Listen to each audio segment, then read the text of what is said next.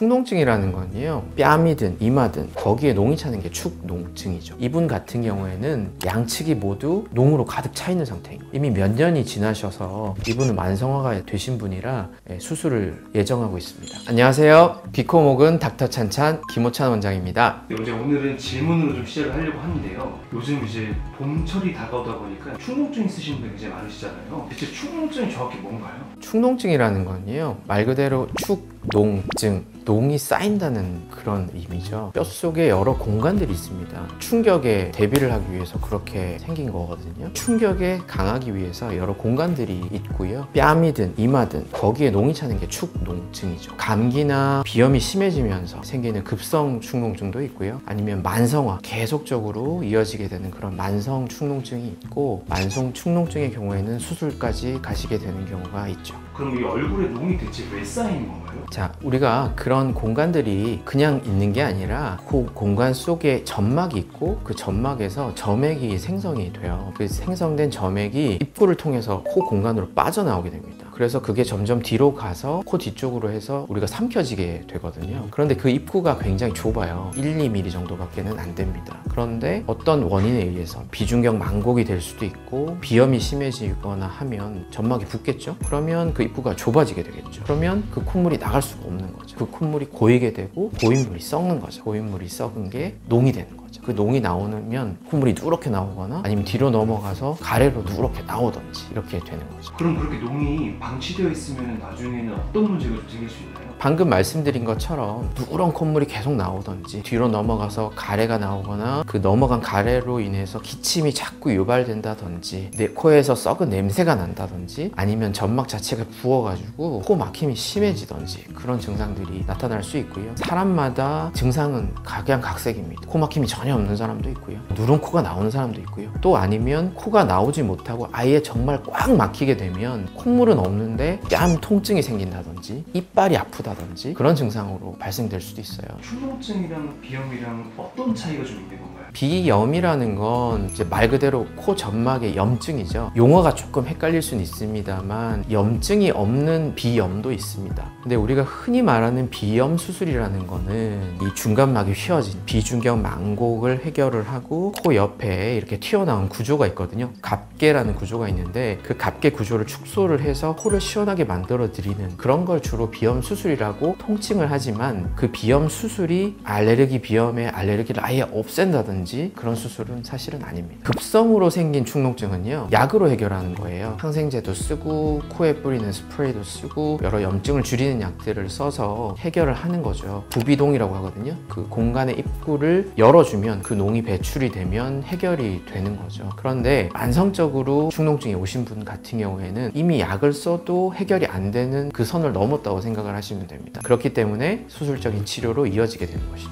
만성 축농증은 어떤 식으로 수술을 좀 할 수가 있나요? 내시경이 개발이 되고 나서는 코 안으로 대부분의 수술이 이루어지게 됩니다. 아까 말씀드렸던 그 콧물이 원래 정상적으로 빠져나오는 그 부분을 수술적인 치료로 문을 크게 열어주는 수술이라고 생각을 하시면 돼요. 그래서 열어주고, 물론 속에 있는 그런 고름들도 빼내지만 이후에 입구가 넓혀 놓은 상태이기 때문에 추후에 다른 점막이 부어오르는 그런 일이 생긴다 할지라도 재발이 되지 않게끔 그렇게 수술을 진행을 하게 되는 거죠. 그럼 이제 축농증 수술하신 케이스 좀 혹시 보여줄 수 있으실까요? 네, 지금 환자분의 CT 사진을 가져왔습니다. 피디님, 제가 아까 얼굴 속에는 여러 공간이 있다고 말씀을 드렸잖아요. 자, 지금 눈이 있고 이 아래쪽 뺨 부분인데요. 여기서 혹시 이상한 부분이 있을까요? 제가 봤을 때는 이상한 게 없는 것 같은데요. 자, 여기 보시면 힌트가 있습니다. 환자분 이 옆에 공간이죠. 공기는 까만 색깔로 표현이 되거든요. 원래 그 뺨 속에 있는 그 공간이 까만색 공기로 차 있어야 돼요. 이분 같은 경우에는 양측이 모두 농으로 가득 차 있는 상태인 거예요. 이분 같은 경우에는 특히나 누런색 콧물이 나오고 그런 축농증 증상이 생기신 지 이미 몇 년이 지나셔서 이분은 만성화가 되신 분이라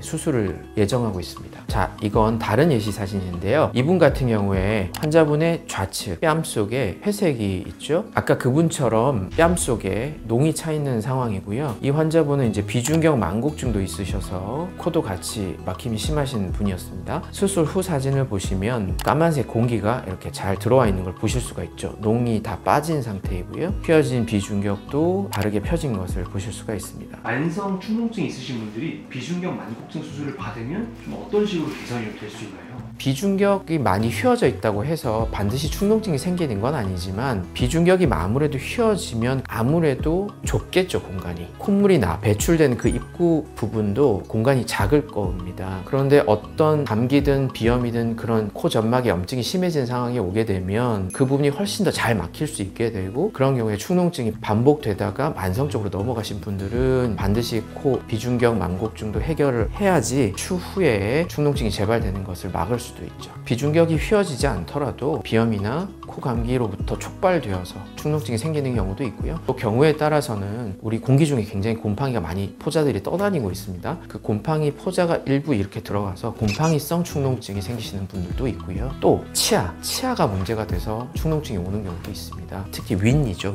윗니의 뿌리에서 염증이 생기면서 축농증으로 발전되시는 분들도 있어요. 그럴 경우에는 저희도 치료를 하지만 치과 원장님과 함께 상의를 해서 치료 방향을 결정해서 치료를 하기도 합니다. 축농증은 저는 이제 코에 문제만 있어서 생기는 줄 알았는데 굉장히 좀 다양한 원인으로 생기는 거예요. 그렇죠. 그 주변에 있는 조직들이 다 영향을 줄 수가 있는 거거든요. 당뇨가 심하시거나 이런 분들은 또 염증이 한번 생기면 염증 조절이 잘 되지를 않아서 보통 분들은 잘 이렇게 호전이 될 급성 축농증들도 이제 길게 이어지는 분들도 있고요. 이런 분들도 있습니다. 천식이 있거나 이런 분들은 코 점막에도 그런 알레르기성 염증이 많이 생기고요. 잘 생깁니다. 우리가 염증이 오래되면 코 속 물혹을 만들게 되거든요. 포도알갱이 같은 물혹이 만들어지는데 특히 천식이 있고 이런 분들은 훨씬 더 그런 물혹이 잘 생겨서 수술을 해도 재발되는 경우도 많고요. 그런 부분이 또 있습니다. 원장님께서 생각하시기에 축농증 해결의 핵심은 뭐라고 생각하세요? 이게 급성과 만성을 나누어서 얘기를 해야 될 것 같고요. 급성 축농증은 빠른 발견이 중요합니다. 보통은 축농증이 3개월 이상 지속되면 만성으로 넘어갔다고 보기 때문에 3개월이 되기 전에 어떻게든 치료를 해서 원래대로 돌려놔야 되는 거거든요. 그 시기를 놓치게 되면 이제 만성으로 넘어가게 되고 수술적인 치료로 이어지게 되는 거죠. 또 수술적인 치료로 넘어가게 된다면 내시경을 이용해서 수술을 한다고 말씀을 드렸는데, 내시경을 이용해서 수술을 하면 물론 이제 이렇게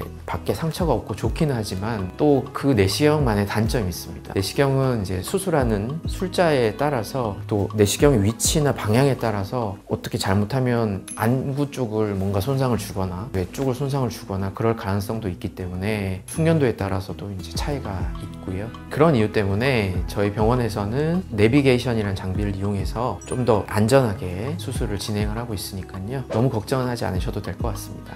만성 축농증을 수술을 하고 나서 또 이게 재발할 가능성은 얼마나 있나요? 환자분들마다 굉장히 다양한데요. 천식이 동반돼 알레르기성 축농증의 경우에는 재발이 자주 일어나게 됩니다. 수술하는 것도 중요하지만 수술 후에 코 관리가 굉장히 중요하고요. 코 관리는 여러 가지 스테로이드 스프레이라든지 코 세척이라든지 알레르기성 염증이 올라왔을 때 적절하게 약물을 잘 써줘야지만 재발되지 않도록 잘 유지할 수 있는 거고요. 그냥 단순히 막혀서 그런 분들 같은 경우에는 재발률이 그렇게 높지는 않고, 곰팡이성 축농증의 경우에 곰팡이가 잘 제거되면 당연히 재발이 없겠지만 일부 조금 남아있을 경우에는 그 곰팡이가 다시 증식을 하면서 재발이 되는 경우가 있을 수 있죠. 축농증은 지속적인 관리도 되게 중요하겠네요. 저희가 이렇게 표현을 해요. 축농증 수술은 수술이 반, 수술 후 관리가 반, 이렇게 표현을 할 정도이기 때문에 수술 후 관리가 굉장히 중요하고, 특히 수술 직후 한 2달 정도, 수술이라는 건 상처를 입히는 거잖아요. 근데 그 상처가 치유되는 과정이 굉장히 중요해요. 잘 치유가 되면 넓혀놓은 곳이 유지가 되면서 재발률이 훨씬 낮고요. 그런 치료 과정 중에서 술도 좀 드시고 감기도 걸리고 이렇게 해서 염증이 심한 상태로 낫게 되면 넓혀놓은 것이 점점 많이 줄어들게 되면서 치유가 되거든요. 그렇게 되면 당연히 재발률은 높아지게 되는 거죠. 오늘 이렇게 축농증에 대해서 말씀을 드렸는데요. 앞서 말씀드렸다시피 급성 축농증이 만성으로 넘어가지 않게끔 빨리 발견을 해서 적절한 약물 치료를 받으시는 게 굉장히 중요합니다. 그렇기 때문에 꼭 코가 막힌다, 콧물이 많이 난다, 그런 증상에 너무 집착하지 마시고, 코에 불편함이 있으시다면 반드시 이비인후과를 방문하셔서 제대로 된 진단과 치료를 받으시는 걸 권유드리겠습니다. 오늘 영상 도움이 되셨다면 좋아요와 구독 꾹꾹 눌러주시고요. 궁금하신 점은 댓글로 남겨주십시오. 지금까지 귀코목은 닥터 찬찬 김호찬 원장이었습니다. 다음에 또 만나요.